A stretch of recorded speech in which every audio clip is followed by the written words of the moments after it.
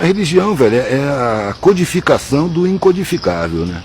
É a explicação do inexplicável. Eu acho que o ser humano não aceita a sua incapacidade de compreensão, então ele inventa verdades para suprir essa carência. Isso é arrogância, é falta de humildade. A gente é insignificante, o planeta é insignificante dentro do universo. Como é que eu vou estar em contato direto com o Ser Supremo do Universo?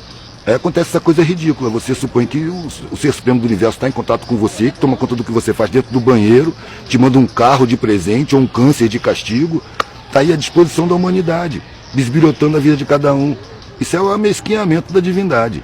Eu prefiro a ignorância, velho, eu me abraço com a ignorância para não cair no ridículo. Eu não permito que a minha razão se meta onde ela não tem alcance. Porque, para mim, a religião chegou a um ponto de ser controle de grupo. Olha os evangélicos aí, ascendendo no poder social, tomando conta, se comportando totalmente em oposição ao cristianismo. O protestantismo apareceu exatamente para legitimar o lucro. E aí Deus, ele premia você com riqueza material. Você viver com riqueza material, você tem que viver se defendendo, você não confia em ninguém, você se cerca de falsidade, de interesse. Você não tem mais espontaneidade na vida. Você tem que ficar preocupado, é um mundo cheio de miséria, velho. Se você tem mais do que você precisa, você está em risco. Para começo de conversa, você está em risco.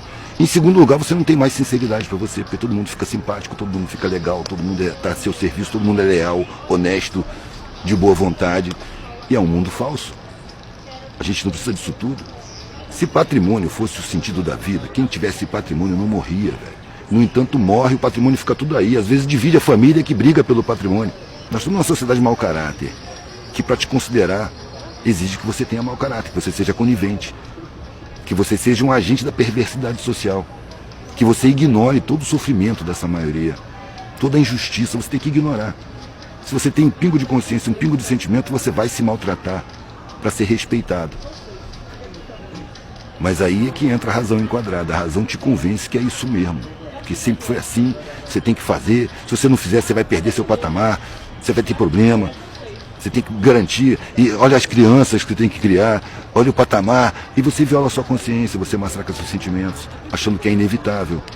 Por isso que as pessoas correm para o antidepressivo, que é um entorpecente de consciência e sentimentos, para você seguir uma razão que está aprisionada em valores falsos, criados por uma galera que é contratada para fazer a cabeça da população.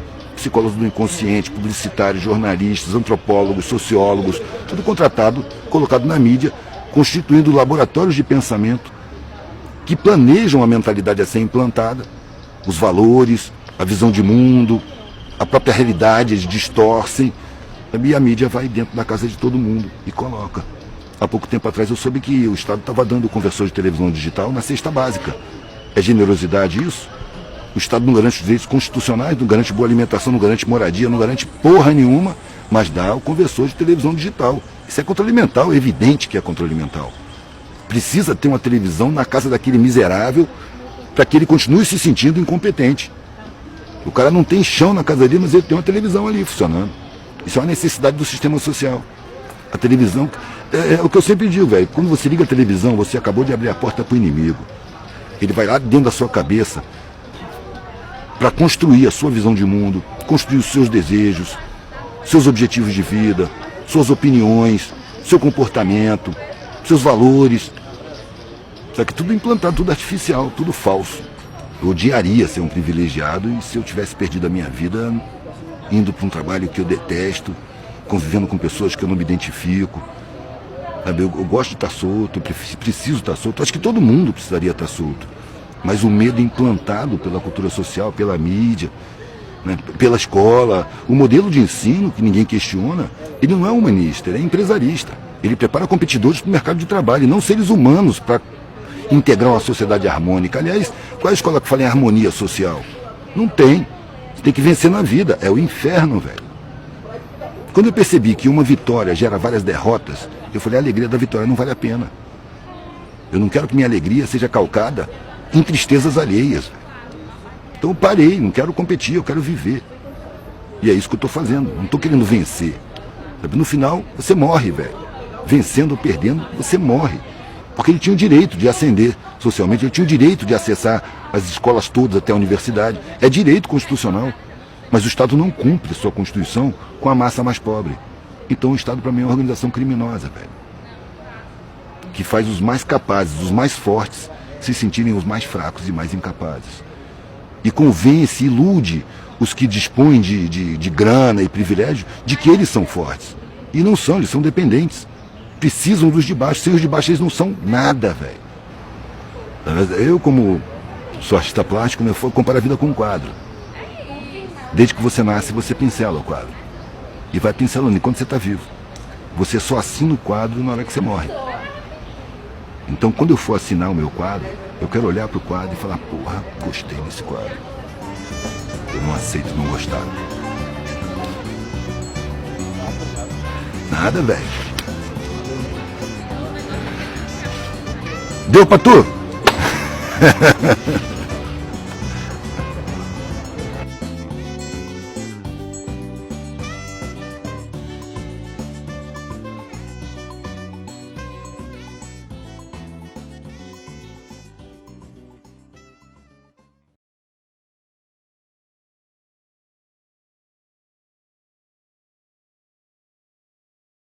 Eduardo Marinho nasceu no Espírito Santo, mas é, na verdade, um cidadão de todos os lugares. Ele não foge das perguntas. Se propõe a tratar dos mais diversos temas, a partir da sua longa vivência no que posso chamar de mundo real. Não se agrada com a alcunha de filósofo da rua. Claramente se afasta dos rótulos. Conversamos longamente com Eduardo Marinho no campus da UFES. Confira. É difícil achar um momento crucial em mim. Foram coisas que foram acontecendo. A angústia vem desde pequeno, não me lembro quando começou. E não começou também como angústia, começou como uma percepção incômoda.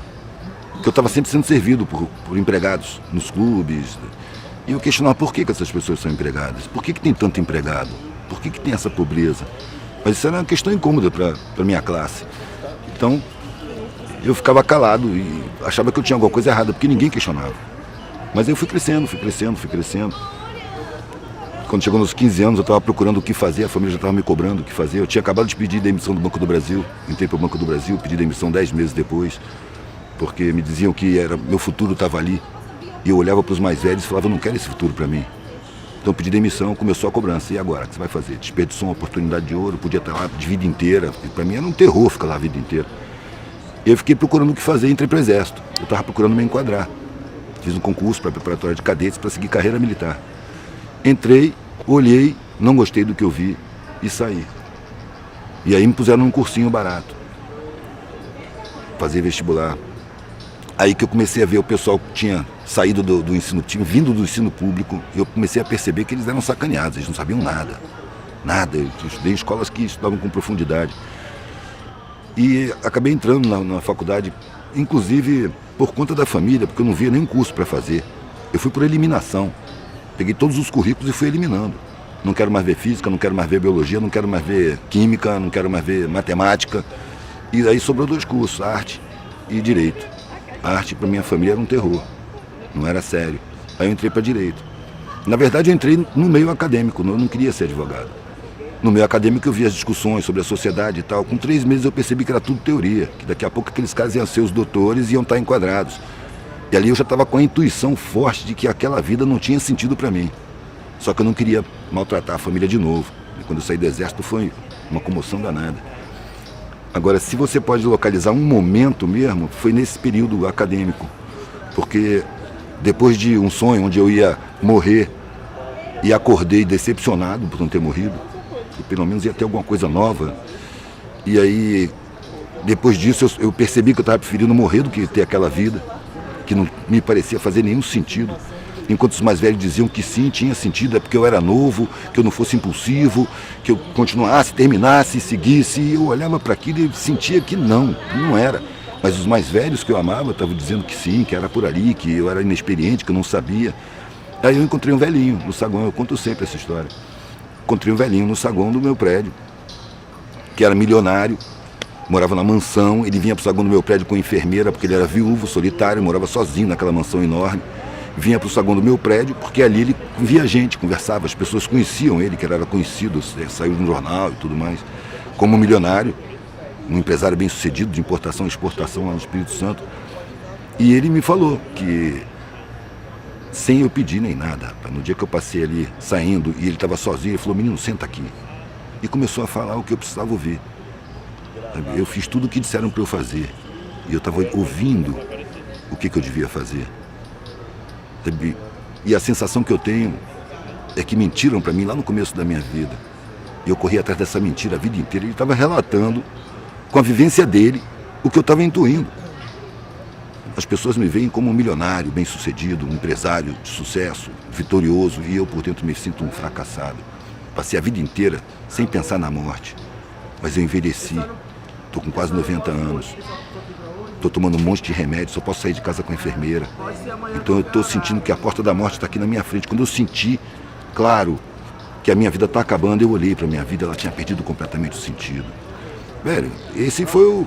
Eu saí do lado dele, fui direto para a secretaria da universidade e pedi desligamento. Eu não quero mais ser doutor. Procurar um sentido para a vida. Eu não sabia o que eu ia fazer. Eu sabia o que eu não ia fazer. Mas eu já tinha viajado de carro. Desde que eu saí do exército, eu saí com couro duro, né? Sobrevivência, guerra na selva, manobra. Então, férias, feriado, eu pegava a estrada de carona, dormia no acostamento, convivia com os hippies na época, né? 79, 80. Comecei a ver que existia maneiras de ser que eram serenas. Eu encontrava pessoas que tinham serenidade.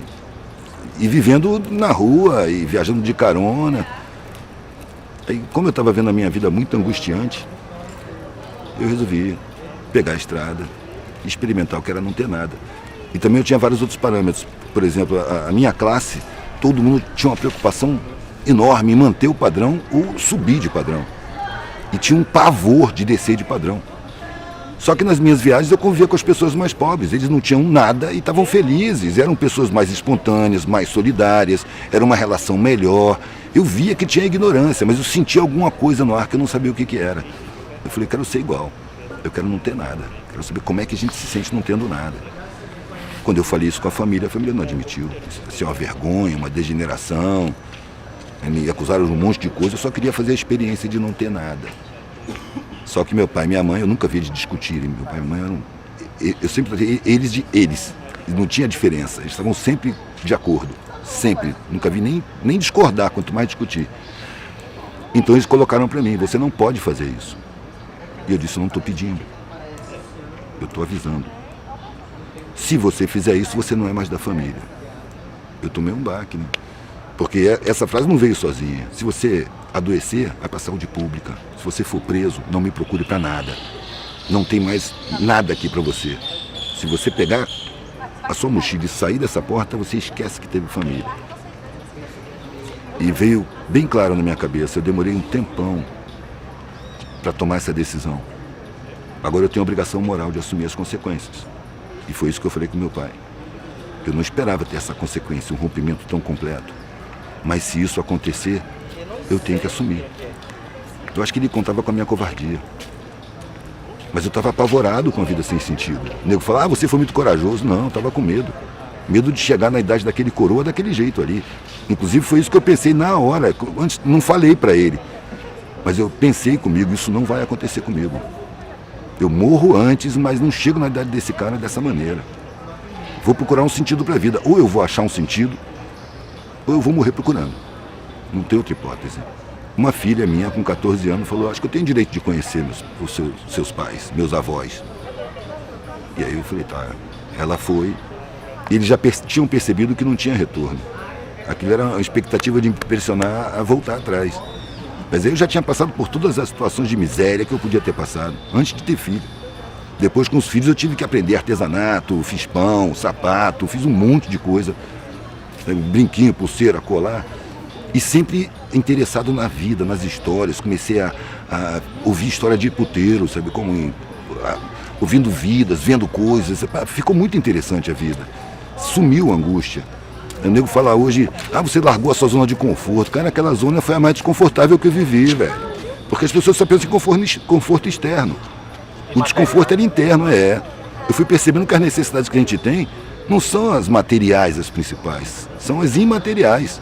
É a satisfação em estar vivo, a sensação de estar integrado na coletividade, sabe? A troca de afeto.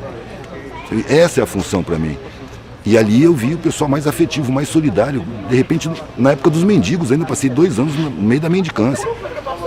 De repente eu me vi no meio das pessoas que tinham aquele aspecto destruído, sem dente, com cicatriz, maltrapilho. E percebi uma humanidade que eu não conhecia, muito mais solidária, muito mais humana, muito mais espontânea. Um se sacrifica pelo outro, todo mundo junto. Falei, porra, o melhor pessoal que eu já conheci está aqui. E aí comecei a olhar para o Estado, para a sociedade de outra maneira. Porque esse pessoal tinha o direito constitucional de acessar os meus conhecimentos. E foi proibido pelo Estado. Tiveram seus direitos roubados, simplesmente roubados, para se sentirem inferiores. Aí eu comecei a entender a sociedade de outra maneira. E comecei a achar constrangedor ter mais do que se precisa diante de tanta miséria. E a gente é adestrado para achar que a opulência é motivo de orgulho. É porque a gente ainda é muito primitivo. Porque nossa sociedade é um pouco mais desenvolvida, se ela pudesse ser chamada de humana, você ter desperdício, você ter sobras, seria constrangedor numa sociedade onde tem carências. É motivo de vergonha, humanamente falando. Mas, socialmente falando, a nossa cultura primitiva, estimulada por publicitários e marqueteiros, né, a gente acredita que nosso valor está refletido na nossa propriedade, sabe, nos nossos cargos, nos nossos salários. Isso é um primarismo, velho. Quando eu vejo uma pessoa se sentindo superior por conta dessas coisas, eu acho assim, eu fico até com pena. É como se fosse uma criança espiritual, que não está percebendo a realidade. Está convencido por uma sociedade mentirosa de que ele é melhor do que os empregados dele. Aí a decepção vem quando ele perde os empregados. Quando o grande empresário perde a empresa, vai à falência, ele não tem dinheiro para pagar nenhuma empregada doméstica, ele se mata.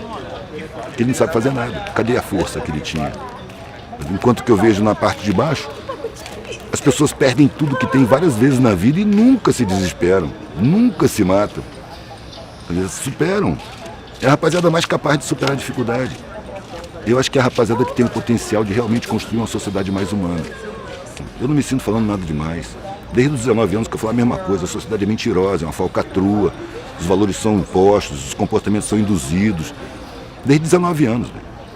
Até 8 anos atrás eu fazia isso, botava no meu trabalho, porque a partir de um certo ponto eu comecei a ter necessidade de botar no meu trabalho o que eu estava vendo, o que eu estava pensando, o que eu estava concluindo. E aí eu encontrava indiferença, descrédito, suspeita, deboche, repulsa, hostilidade, porque cabeludo, hippie, andando de mesa em mesa, interrompendo conversa, quer dar uma olhadinha, quer dar uma olhadinha, quer dar uma olhadinha. De vez em quando aparecia alguém que olhava o meu trabalho, nossa, cara, reflexão, pá. Aí eu percebi que eu estava garimpando. Estava passando pelas pessoas superficiais que me repeliam e de vez em quando encontrava uma exceção à regra, uma pedra rara. E aí esses compravam e assim eu fui vivendo até que um dia eu estava expondo na rua, chegou um casal com a câmera, que era um estudante de jornalismo, fazendo um trabalho de conclusão de curso. Eles tinham entrevistado trabalhadores de rua, tinham até concluído o filme, mas eles foram comemorar em Santa Teresa e me viram expondo e falando com as pessoas, como eu sempre falo. Porque eu tenho que estar falando do meu trabalho. Meu trabalho chama a reflexão. Eles viram, falaram entre si, vieram para mim e falaram, a gente pode fazer entrevista, a gente fez um filme e tal, a gente está vendo você falar um monte de coisa interessante, a gente pode fazer entrevista? Eu falei, pode, não sabia nem o que era, nunca tinha sido entrevistado. No dia seguinte, quando eu cheguei, eles já estavam lá. E eu cheguei de bicicleta, tirei a camisa, comecei a colar os desenhos na parede, eles chegaram já perguntando com aquela câmera enorme e fizeram a primeira entrevista. Para mim não foi nada. Um mês depois, o câmera, a Lei da Rocinha, ligou para mim para me dar os parabéns. Olha, parabéns, seu vídeo tá bombando. Tem algum engano, eu não tenho vídeo. Eu nem sabia de internet, velho. Depois chegou esse cara que fez o Filósofo da Rua, que é um cara que agora está fazendo carreira de cineasta, que estava procurando a maneira de se promover. Sabe? Foi o mesmo cara que acabou fazendo o filme, Observar, Absorver, Documentário. Muitos anos depois. Aí de 8 anos pra cá eu comecei a ser conhecido, visto na rua, nego me reconhece, você que é Eduardo, e me olha como se eu fosse alguma coisa grande. Eu estava acostumado com olhar de desprezo. Foram 30 anos de desprezo, velho. E diante do olhar de desprezo, da repulsa, da cara feia, eu dizia, essas pessoas não me conhecem, velho. Não sabem quem eu sou. Estão me julgando pela forma natural, que seja assim, a minha forma não está de acordo com os padrões sociais. Só que isso é sinceridade. Se eu tivesse muito bem arrumado, as mesmas pessoas iam me sorrir. Esse sorriso para mim é falso e não me interessa. Eu prefiro a cara de desprezo porque ela é sincera. E quando uma pessoa sorri para mim nesse estado, o sorriso é sincero, não é interesseiro. Para mim incomoda porque agora estão me vendo maior do que eu sou. Antes me viam menor. E aí eu tenho que ter o cuidado de perceber que eu tenho o meu tamanho, que eu não sou do tamanho que as pessoas estão vendo. Do mesmo jeito de antes. Só que com sinal trocado. Sacou? Eu sou a mesma merda de sempre, velho. Não sou maior do que ninguém, só estou olhando. Eu tive pontos de vista distintos que me deram condição de ver a sociedade dessa maneira. Mas eu acho que eu estou vendo o óbvio e falando o óbvio. O que eu vejo na cara das pessoas quando eu falo assim para uma plateia, o que eu vejo nos olhares é reconhecimento do que já sabem. Sabem, mas não acreditam. Aí eu tô falando que é óbvio. A religião, velho, é a codificação do incodificável, né? É a explicação do inexplicável. Eu acho que o ser humano não aceita a sua incapacidade de compreensão, então ele inventa verdades para suprir essa carência. Isso é arrogância, é falta de humildade. A gente é insignificante, o planeta é insignificante dentro do universo. Como é que eu vou estar em contato direto com o Ser Supremo do Universo? Aí acontece essa coisa ridícula, você supõe que o Ser Supremo do Universo está em contato com você, que toma conta do que você faz dentro do banheiro, te manda um carro de presente ou um câncer de castigo, está aí à disposição da humanidade, bisbilhotando a vida de cada um. Isso é o amesquinhamento da divindade. Eu prefiro a ignorância, velho, eu me abraço com a ignorância para não cair no ridículo. Eu não permito que a minha razão se meta onde ela não tem alcance. Porque, para mim, a religião chegou a um ponto de ser controle de grupo. Olha os evangélicos aí, ascendendo no poder social, tomando conta, se comportando totalmente em oposição ao cristianismo. O protestantismo apareceu exatamente para legitimar o lucro. E aí Deus, ele premia você com riqueza material. Você viver com riqueza material, você tem que viver se defendendo, você não confia em ninguém, você se cerca de falsidade, de interesse. Você não tem mais espontaneidade na vida. Você tem que ficar preocupado, é um mundo cheio de miséria, velho. Se você tem mais do que você precisa, você está em risco. Para começo de conversa, você está em risco. Em segundo lugar, você não tem mais sinceridade para você, porque todo mundo fica simpático, todo mundo fica legal, todo mundo está a seu serviço, todo mundo é leal, honesto, de boa vontade. E é um mundo falso. A gente não precisa disso tudo. Se patrimônio fosse o sentido da vida, quem tivesse patrimônio não morria, velho. No entanto, morre, o patrimônio fica tudo aí. Às vezes divide a família que briga pelo patrimônio. A gente não precisa disso tudo, velho. E a vida é muito rápida, ela acaba. Pra quê grandes patrimônios? Se você vai constituir igual o velhinho, passou a vida inteira constituindo o patrimônio e aumentando o patrimônio. Quando chegou no fim da vida, olhou para trás, não tinha sentido. Ele só queria afeto. E afeto ele nem pensou nisso. A gente passa por um adestramento social pela educação, pela cultura, pela publicidade, de que felicidade é consumir. E é mentira. Você ter valor é ter patrimônio. É mentira. É porque a sociedade ainda não chegou no patamar de humana. É uma sociedade patrimonial, é uma sociedade empresarial, é uma sociedade onde o lucro e o patrimônio valem mais do que a vida. Isso é evidente. E essa ideia é incutida na gente todo dia. Né? Todo dia. Todos os... Começa nas crianças, velho. Você mete uma criança na escola, pronto, ela vai ser enquadrada. Não pode ter alegria enquanto aprende. Por quê? Adulto não pode ter alegria enquanto trabalha. Você vai deixar para ver nas horas vagas. A maior parte dos postos de trabalho. É exato. Você vai viver nas horas vagas, velho. Vai esperar 11 meses para viver um mês. E quando chegar no fim do mês, você está deprimido, porque você não gosta do que você faz. Daí eu falei isso com meus filhos, cara. Não escolhe um trabalho que te dê dinheiro que você não goste. Não vale a pena você fazer o que você não gosta por dinheiro. Porque com o tempo você adoece, vai precisar do dinheiro para se tratar. A gente não precisa de muita coisa, a gente precisa de satisfação em viver. Então escolhe um trabalho que você adora. Você adora passear com o cachorro, é tudo que você quer. Vai passear com o cachorro, cara. Não se preocupa, porque seguro que você tem é que vai morrer. Eu me senti um recepcionista, recebendo pessoas que ficavam sob a minha guarda até que eles pudessem se sustentar. Simplesmente assim. Como ia ser isso, eu não sei. O principal para mim era dar uma boa alimentação, porque eu tenho medo da saúde pública, e era a saúde que eu tinha. Não é nem a saúde, né? É o sistema de medicina que eu tenho acesso. Então era só orgânico, comida cara. Às vezes eu entregava a casa, velho, porque se eu pagasse aluguel e conta, eu não tinha dinheiro para comprar a comida que eu dava para eles. E eu ia para a rua, ia dormir no papelão, ia viajar de carona, e para eles era aventura, eles gostavam. Exatamente para manter uma boa alimentação, para eles não adoecerem. Eu achava que a educação se faz mais por exemplo do que por palavra. Eu vejo muito os pais falando, mas eu não te falei. Cara, a palavra é um código que é difícil assimilar. A criança, ela vive um tempão sem saber falar, ela fica olhando. A leitura dela é mais intuitiva, é mais sensorial, não é racional. A palavra é um código racional. Ela demora a chegar no patamar de entendimento racional. Você vê que a adolescência é uma idade problemática, entre aspas. Por quê? Porque a pessoa tem a intuição da criança e está recebendo a pressão do enquadramento para ser adulto. E ela instintivamente recusa esse enquadramento. E aí vão dizer que ela está errada, que ela precisa se enquadrar, que o mundo é assim, que não tem jeito. Aqueles velhos argumentos. A maioria se enquadra. E você percebe nitidamente que entristece. E os que não se enquadram são marginalizados. O que acontece é que hoje, nesse momento, os marginalizados estão formando grupos. Tem um número muito grande que não se enquadra. São exceções ainda, mas na minha época eram exceções raríssimas. Agora eu vejo exceção em tudo que é parte. Nas periferias, tem grupos já contestando a sociedade. Eu quero fazer arte para minha galera. Eu não quero ir fazer arte lá fora, eu não quero ir para a mídia. Eu quero exercer o que eu sou aqui mesmo. Porque nas favelas finalmente está se percebendo que o Estado é inimigo da população. Todo o serviço público destinado à periferia, à base da pirâmide social, todo ele é desrespeitoso. Todo, a saúde, a burocracia, a polícia então, parece que tem ódio de pobre. Só trata pobre com desprezo. E, no entanto, o pobre é a base da sociedade. Então, eu gostaria que os pobres um dia não saíssem de casa, para ver o que ia funcionar, para perceber a importância que eles têm.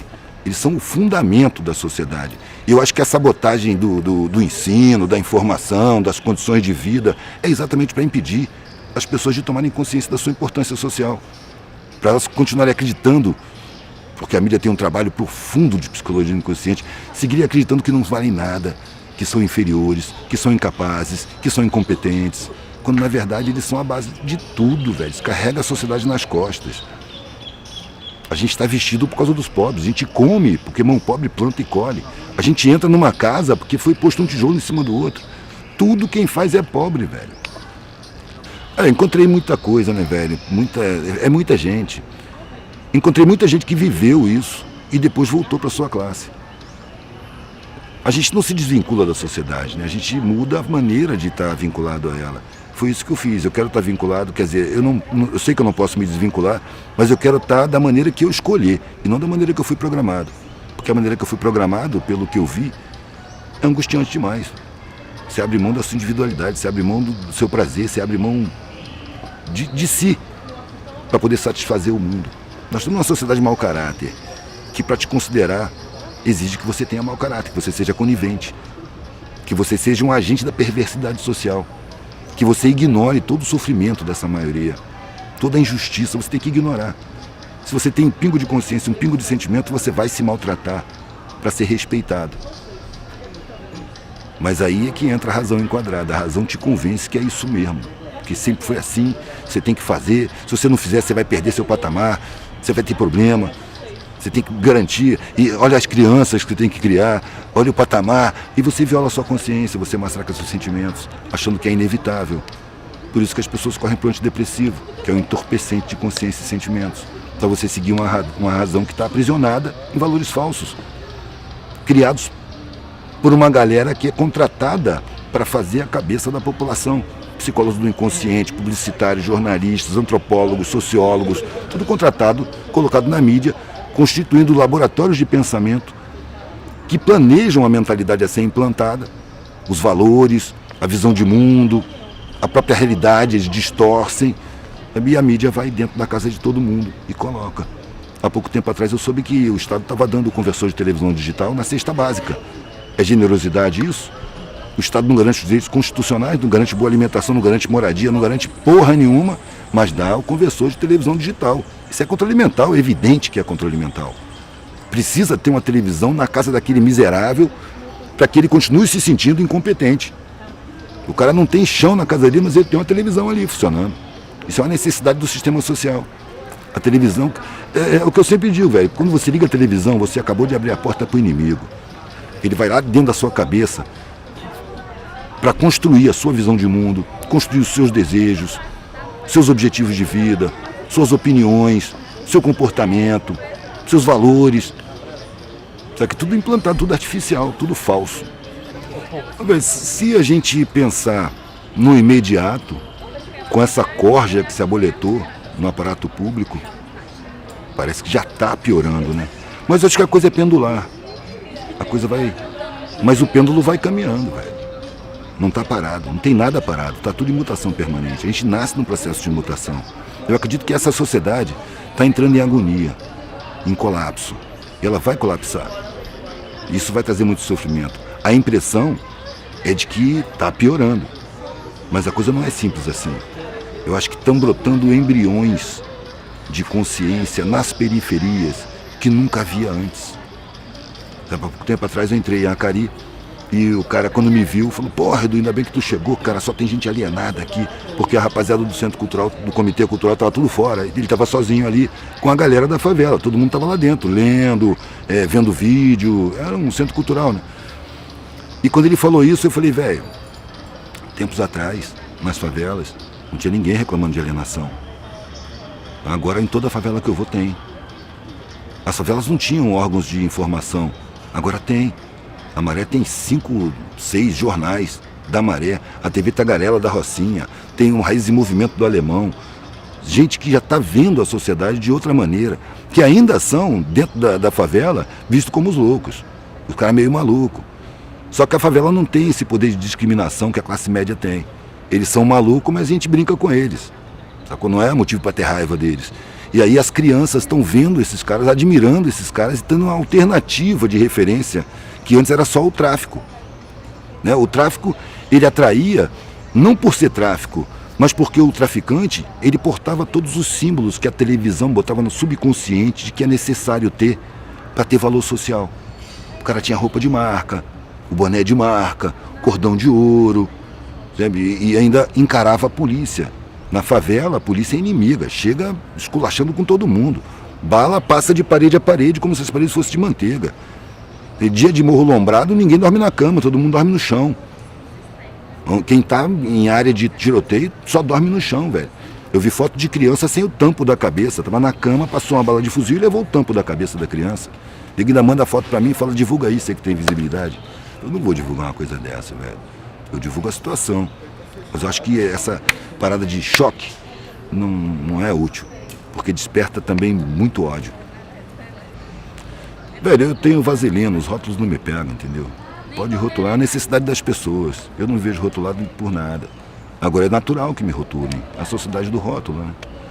Então é natural. Eu não posso fazer nada. E não pode me incomodar também. Eu sei que eu estou seguindo minha consciência. Eu acho que minha intuição me diz que se eu sigo minha consciência, eu estou bem com a espiritualidade. Eu estou bem comigo mesmo. Eu estou em paz interna. Mesmo com todos os incômodos que eu não tenho incômodo comigo e com o meu comportamento. Eu não me sinto dominado. Eu me sinto inserido, mas da minha maneira. E eu comecei a botar o que eu vejo no meu trabalho, não foi para esclarecer ninguém, foi para desengasgar. Eu não tinha intenção de fazer a cabeça de ninguém, de abrir a cabeça de ninguém, de conscientizar ninguém. Eu tenho minha consciência para tratar. Sabe? É a minha consciência que eu tenho acesso, eu não tenho acesso à sua. A sua é você que tem acesso. Então a gente pode trocar ideia. Quando a pessoa me procura, a gente troca ideia. Sabe? Ela vai pegar a ideia e vai fazer o que ela quiser, o que ela puder. Eu estou dizendo o que eu estou vendo, o que eu acho que eu vejo óbvio. Tanto que geralmente o que eu vejo na cara das pessoas é reconhecimento do que ela já sabe. Lá no fundo ela sabe, só que ela não acredita. Porque a indução é muito forte, o massacre midiático é muito forte. O poder cultural já está dominado, empresariado, esvaziado de conteúdo. A arte e a cultura são elementos potencialmente subversivos. Então o sistema social domina e transforma em produto de consumo. Superficialidade é a necessidade de manutenção dessa estrutura social. As coisas foram rolando muito intuitivamente, velho. Quando eu cansei de pedir comida, eu comecei a fazer brinquinho, pulseira e colar e aprender com os hippies. O meu primeiro alicate eu achei no lixo. Eu limei com pedra de amolar, ele era um jacaré, eu arredondei e comecei a torcer arame, fazer umas coisas horríveis, mas fui trabalhando. Sabe? Na gravidez da primeira criança. Quando a gente descobriu a gravidez, foi em Itabuna. A gente fez um teste de farmácia. A gente estava viajando de carona, não tinha casa. E quando deu positivo, a gente saiu pulando pela rua comemorando. Não tinha casa, não tinha plano de saúde, não fizemos pré-natal, nada, velho. A gente saiu comemorando. Pode dizer, irresponsabilidade é irresponsabilidade. Eu fui completamente irresponsável. Se eu fosse responsável, eu tinha me enquadrado. Então eu dou graças a Deus, dou graças à minha irresponsabilidade. Que eu estava exposto ao risco. Só que liberdade é risco. Segurança é prisão. Não é à toa que segurança máxima é o nome da pior cadeia que existe. Se você quer segurança social, plano de saúde, casa boa, escola particular para os seus filhos, você vai ter que aceitar correntes, velho. Você vai ter que viver prisioneiro. Aí vem as regalias, aí a sociedade te considera. Agora, se você se recusa a colaborar, é pau, é peia, é chicote. E é natural que seja assim. Para mim tá barato. Eu odiaria ser um privilegiado e se eu tivesse perdido a minha vida indo para um trabalho que eu detesto, convivendo com pessoas que eu não me identifico. Sabe? Eu gosto de estar solto, eu preciso estar solto. Acho que todo mundo precisaria estar solto. Mas o medo implantado pela cultura social, pela mídia, né, pela escola, o modelo de ensino que ninguém questiona, ele não é humanista, ele é empresarista. Ele prepara competidores para o mercado de trabalho e não seres humanos para integrar uma sociedade harmônica. Aliás, qual é a escola que fala em harmonia social? Não tem. Você tem que vencer na vida. É o inferno, velho.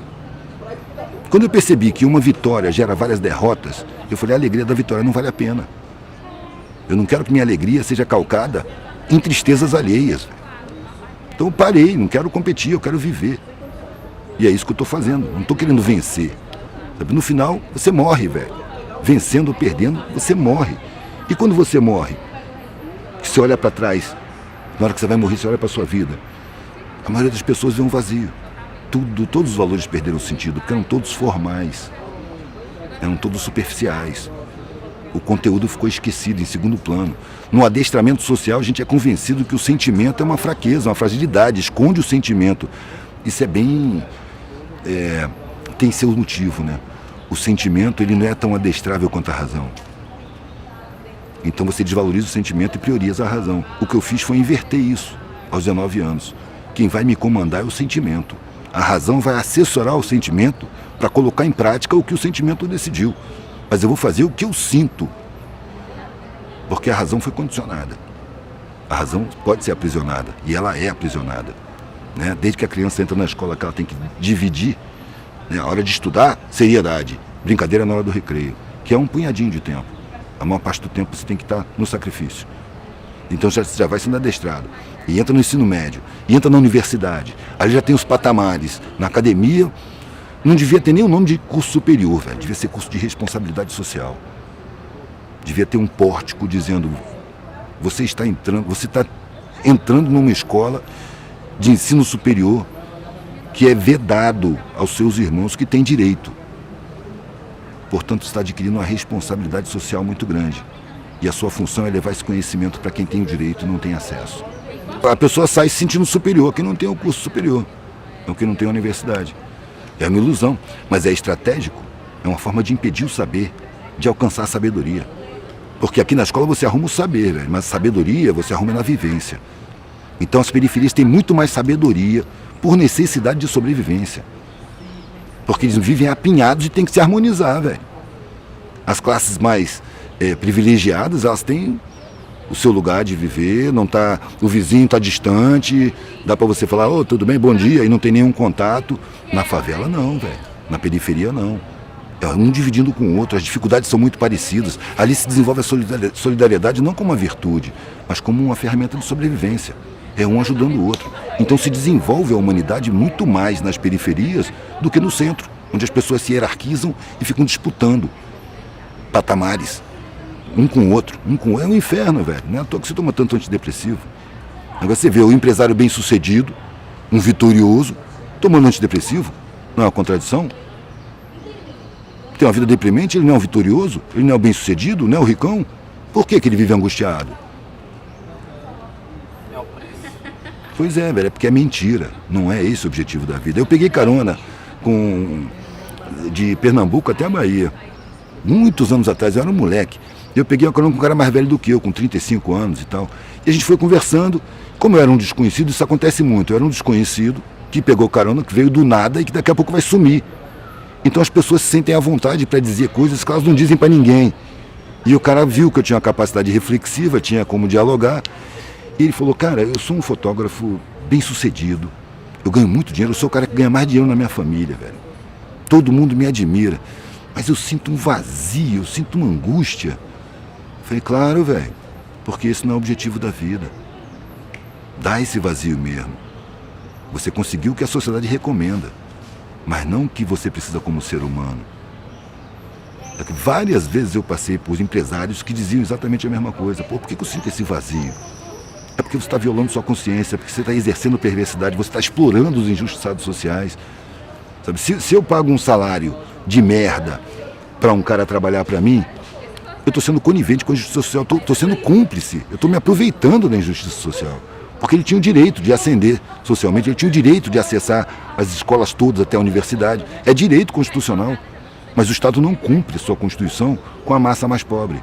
Então o Estado, para mim, é uma organização criminosa, velho. Que faz os mais capazes, os mais fortes, se sentirem os mais fracos e mais incapazes.